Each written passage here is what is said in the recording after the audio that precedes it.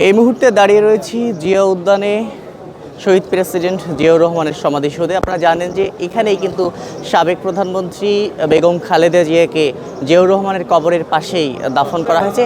কিছুক্ষণ আগেই জনসাধারণের শ্রদ্ধা নিবেদনের জন্য এই জিয়া উদ্যান খুলে দেওয়া হয়েছে। আমরা সকালের দিকে দেখেছিলাম যে সকালের দিকে আইন শৃঙ্খলা রক্ষাকারী বাহিনীর কঠোর নিরাপত্তা বলয় ছিল এবং সকালের দিকে এখানে জনসাধারণের কাউকে কিন্তু প্রবেশ করতে দেয়া হয়নি। তবে এখন এখানে সবাইকে প্রবেশ করতে দেওয়া হচ্ছে। বিভিন্ন শ্রেণী পেশার মানুষ, তার পাশাপাশি বিএনপি সহ বিএনপির যে অঙ্গ সংগঠনগুলো রয়েছে সেই অঙ্গ সংগঠনের নেতাকর্মীরা এখন এই জিয়া উদ্যানে এসে বেগম খালেদা জিয়াকে জিয়াউর রহমানের পাশে যেখানে কবর দেওয়া হয়েছে সেখানে শ্রদ্ধা নিবেদন করছেন, তেমনটি কিন্তু আমরা দেখতে পাচ্ছি। আপনারা জানেন যে সাবেক প্রধানমন্ত্রী বেগম খালেদা জিয়ার মৃত্যুর পর তাকে এই জিয়া উদ্যানে কিন্তু এখানে তাকে সমাধিস্থ করা হয়েছে। এর আগে বেগম খালেদা জিয়া দীর্ঘ সময় ধরে কিন্তু নানা জটিলতায়, নানা অসুস্থতায় ভুগছিলেন। তাকে দীর্ঘ সময় রাজধানীর এভার কেয়ার হাসপাতালে চিকিৎসা দেওয়া হয় এবং গত 30 ডিসেম্বর সকালের দিকে, সকাল 6টার দিকে রাজধানীর এভার কেয়ার হাসপাতালে সাবেক 3বারের এই প্রধানমন্ত্রী শেষ নিঃশ্বাস ত্যাগ করেন। তারপরেই কিন্তু বেগম খালেদা জিয়াকে কোন জায়গায় দাফন করা হবে এ নিয়ে নানা জল্পনা কল্পনা ছিল।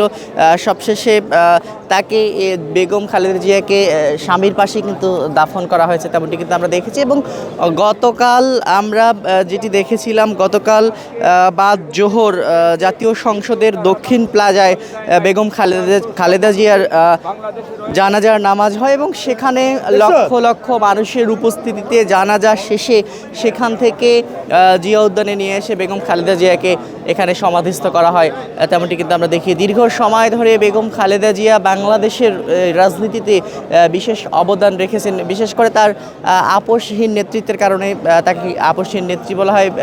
বিশেষ করে রাজনীতিক বিভিন্ন উত্তরণ, গণতন্ত্রের বিভিন্ন আন্দোলন থেকে শুরু করে বিভিন্ন সময় কিন্তু তিনি অবদান রেখেছেন। বিশেষ করে তিনি তাকে সবথেকে বেশি যে বিষয়টি জনসাধারণ বলছে বা বিএনপির নেতৃত্ব যে স্থানীয় যারা বলছেন, বিশেষ করে তিনি গৃহবধূ থেকে একদম রাজনীতির শীর্ষ পর্যায়ে এসে তিনি বাংলাদেশের প্রথম নারী প্রধানমন্ত্রী নির্বাচিত হয়েছিলেন।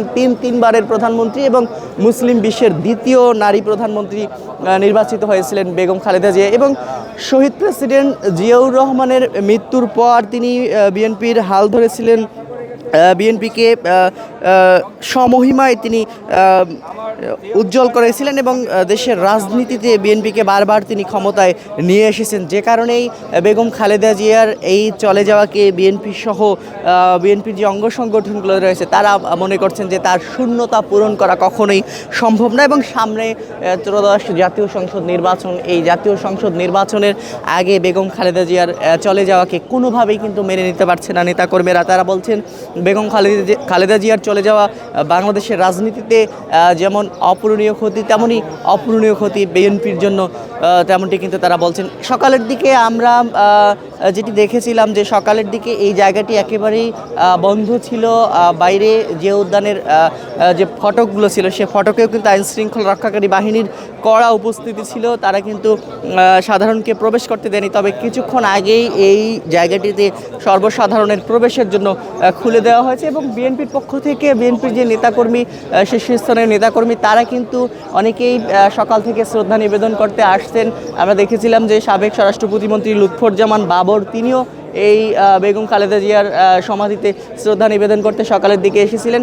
তবে সময় যত গড়াচ্ছে নেতাকর্মী থেকে শুরু করে সাধারণ মানুষের উপস্থিতি জিয়া উদ্যানে বাড়ছে এবং বিকেলের দিকে এটির উপস্থিতি আরও কিন্তু বাড়তে পারে এমন কিন্তু অনেকেই বলছেন। তো এই ছিল এখন পর্যন্ত জিয়া উদ্যান থেকে বেগম খালেদা জিয়াকে যে জায়গায় দাফন করা হয়েছে শহীদ প্রেসিডেন্ট জিয়াউর রহমানের কবরের পাশে, সেখানকার সাধারণ মানুষের শ্রদ্ধা নিবেদনের সর্বশেষ পরিস্থিতি।